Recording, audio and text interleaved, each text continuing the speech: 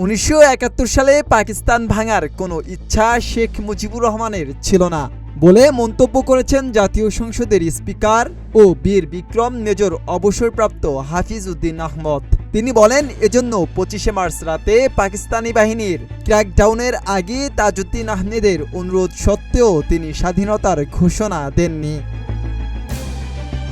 শনিবার retired armed forces officers welfare association rava আয়োজিত দি east Bengal regiment ইতিহাস, ঐতিহ্য এবং বাংলাদেশের অভ্যুদয় শীর্ষক এক আলোচনা সভায় প্রধান অতিথির বক্তব্যে তিনি এসব কথা বলেন।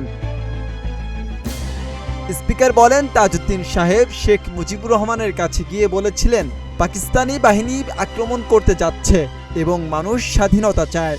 তখন শেখ মুজিবুর রহমান বলেছিলেন তিনি বিচ্ছিন্নতাবাদী হতে পারেন না এবং পাকিস্তান ভাঙতে তার কোনো অবদান থাকুক তা তিনি চান না, সুতরাং তিনি স্বাধীনতার ঘোষণা দেননি।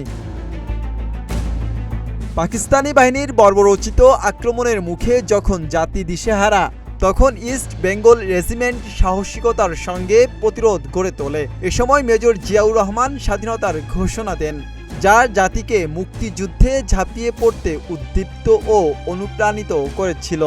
এটি প্রকৃত সত্য বলে জানান তিনি।